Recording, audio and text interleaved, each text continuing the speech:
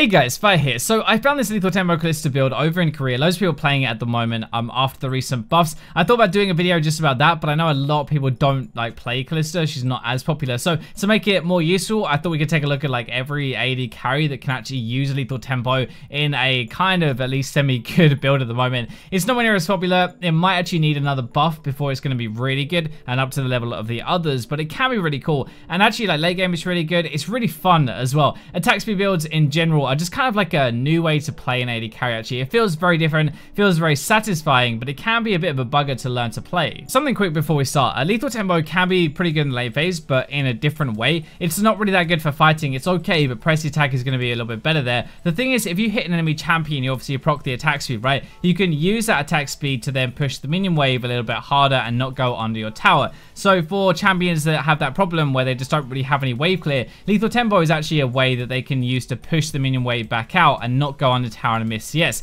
It doesn't make it crazy overpowered or anything like that, but it's something kind of a little bit cool extra, I guess, that you can use it for in the lane phase to help yourself a little bit. Let's get this off with Kalista, and as I said, I saw this over in Korean solo queue at the moment. I'm sure loads of other people will do it as well, but mostly it's the very top of the ladder. Master and Challenger players are using this over pressy attack, whereas you go down to Diamond and most people still use pressy attack at the moment. A normal page will kind of look something like this, precision standard stuff actually. Domination secondary, your passive hops, they actually proc sudden impact, so there's kind of no reason not to take that. It's actually pretty broken, by the way. Rend ignoring extra armor is just crazy good when that's the main source of your damage. Also, your E Rend damage actually will be healing you with Varus Hunter, which is another kind of cool little synergy. Your build doesn't have to change. Blade Throwing King, Runins into like a Bloodthirster or Phantom Dancer, Mercurial, whichever one you want to take. The main reason it works is because of the more Rend stacks, right? That's obviously your main source of damage. You're going to be sticking them with more, and so it's going to do more damage overall, which is really good. Even early in the lane phase, that can actually make Lethal Tempo pretty decent. But when I played it for like 3 or 4 games to test it out. I honestly preferred pressy attack in lane phase. It just seemed to make much more of a difference, if that makes sense.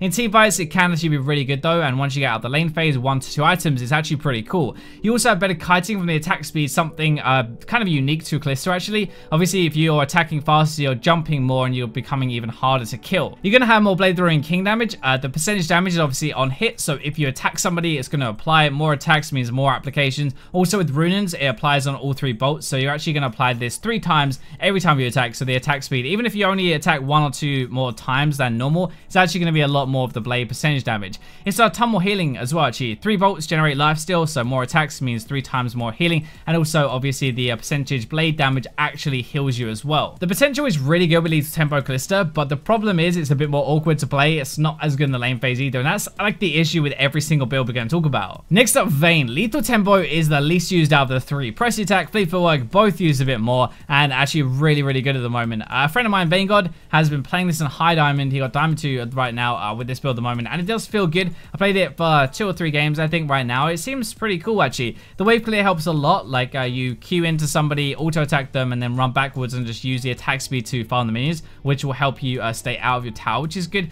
Late game, it's insane. It feels really good actually. This is what your page is going to look like. You can actually take Bloodline as well, which is something pretty cool that it's a bit different actually, but people are starting to do it now. If you're getting more attack speed from Lethal Tempo, why not swap over that rune choice for a bit more lifesteal, if that makes sense. Either Domination or Sorcery Secondary. Obviously Sudden Impact is awesome when you tumble in for a bit more arm pen. Varus Hunter will sort out some of your healing issues. Sorcery wise though, Celerity is really good with the ultimate, Gathering Storm, even Ultimate Hat or Nullifying Orb are pretty good as well. Your build doesn't even need to be massively different really. We can run triple crit just like normal as well. We can burst, which is pretty good. One thing that is good, really good with Vayne actually, is it doesn't change the way you're going to play your build and play a team fight. So, well actually that's a good and a bad thing. So the good side is you don't have to think about using Lethal Tempo. It'll proc automatically and you'll just be doing more damage. The bad side is because you're not thinking about it, you're probably not getting the maximum effect out of it. You're probably not using it as well as you could be if you're really thinking about it. You can run Rage Blade into any build though. You can slot it into a crit build, you can slot it into an on-hit build and kind of build around it, if that makes sense.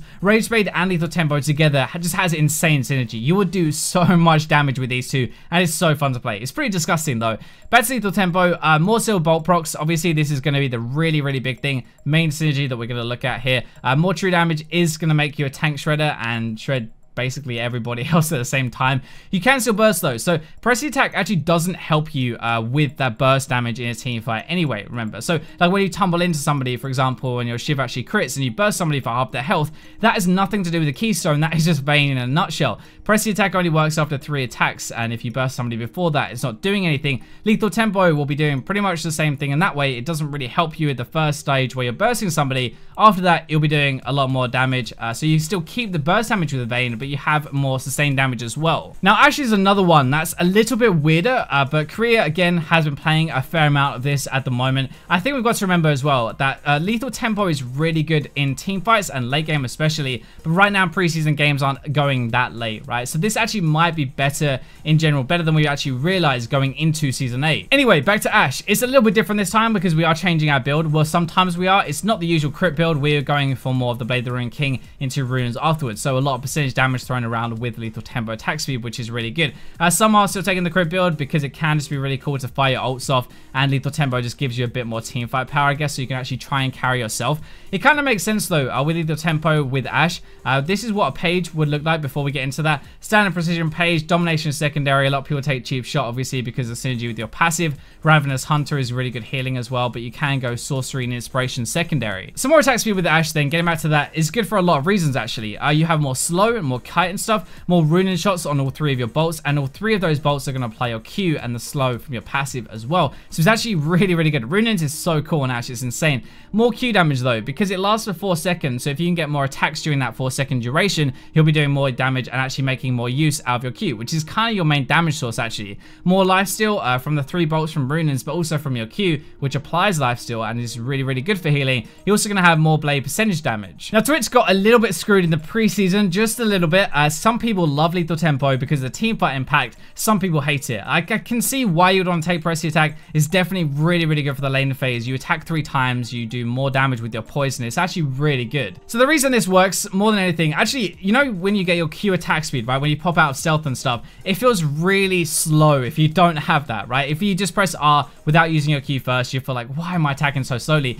Lethal tempo is going to be giving you way more attack speed than your Q, but if you put them together, you're obviously going to be attacking a lot quicker, which is actually awesome. You have a lot of benefit from attack speed. You're going to have more shots from your ultimate. That means more crits, more runes damage as well, more AoE damage because you're going to be having your ultimate active, obviously the shots through people, more blade damage if you build that as well, quicker poison stacking, some more true damage. Honestly, Twitch is one of these ones where you're going to be attacking a lot more people, so your AoE damage is going to be absolutely insane if you take lethal tempo. Jinx I've obviously tested out because I've been doing my 30-day challenge. At the moment, I've even done a video on lethal tempo with her as well. The synergy with your passive is really, really fun, and your rockets. Page would normally look something standard, honestly. Precision, maybe you want to go bloodline for the lifesteal because you're not getting that. You get attack speed from your keystone, so just go triple crit and get lifesteal from this instead. I much prefer secondary, honestly. I feel that celerity is just so broken with that passive. The move speed obviously giving you more AD is so good.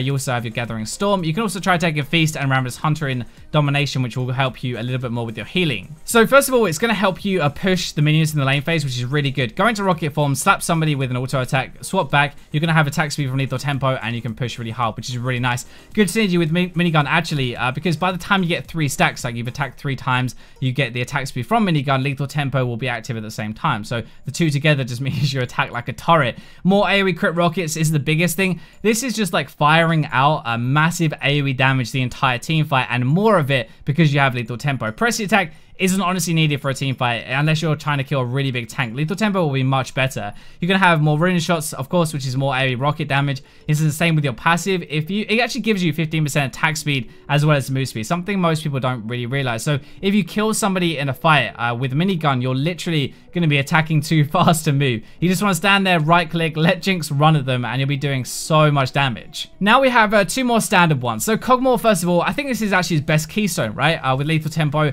it makes sense. The page is going to look very similar. Precision, maybe you're on lifesteal, maybe you don't. It's up to you. Domination, though, taking Feast and Ravenous Hunter for the healing can really help when you're playing a more mid-game AD. This one's quite simple, so we're going to go kind of quick. Main source of damage is your W. You attack faster with lethal tempo. You'll be doing more damage with your W. You get more attacks off, more procs off, and that's pretty much the entire reason you want to take it. You also will Rage Bait, though, so you use that more. You're going to proc it more. Every 2 attacks, you apply on hit damage twice, right? So that thing is actually going to proc way more when you're attacking a lot faster. You stack it faster anyway, up to 6 stacks, which is when that passive kicks in. Vayne. Runes, more AoE damage, more W as well. Blade, more percentage damage, and more lifesteal. Wit's End, you will stack that faster if you build it, and you'll have more on hit damage. So finally, Varus. I'm not sure if Lethal Tempo is actually the best one. Obviously, it's one of the most common. We were playing this a lot at the start of the preseason because it just looks absolutely ridiculous. Standard rune page actually would look a lot like a Kog'maw. Actually, I'll probably take the exactly same page as Kog'maw. It's really good on him as well. The main thing is his passive synergy, actually. When he kills a champion, he gains a ton of attack speed, right? When minions as well, but he won't proc. Lethal Tempo won't proc off a minion, so we're just going to look at the champion side of things. If you get that reset in teamfight, you will literally become a turret. Just like the old Kog'Maw rework where you would stand there and not really move, that is basically how Varus works. That is the fun reason why you would actually pick it, I guess. You stand there, you attack so fast with your passive, you actually cannot move. There's literally no point trying to even cut. Obviously, you have normal stuff as well, like Kog'Maw. Faster blight stacking, which is when popped is actually percentage damage, which is really, really good. You're going to stack your rage bait faster. You're going to proc your rage bait a lot more. You're going to do a ton more on hit damage because of that. Runes is AoE damage, AoE blight stacks, AoE blade damage. There's a lot of AoE damage flying around this build. This is kind of why it actually works. You're focusing very much on hit damage, and that is where the legit side of Lethal Tempo actually comes in. So I hope you guys enjoyed the video. Learn something about Lethal Tempo and when you can take it on which champions and why, I guess, as well, but why it's actually going to work, how you want to do it. And these builds are honestly really, really fun, so you definitely should go try them in a normal game. Hope you guys enjoyed the video. Thank you for the likes and subscribes and all that lovely stuff, but for now I'll leave you with the robots.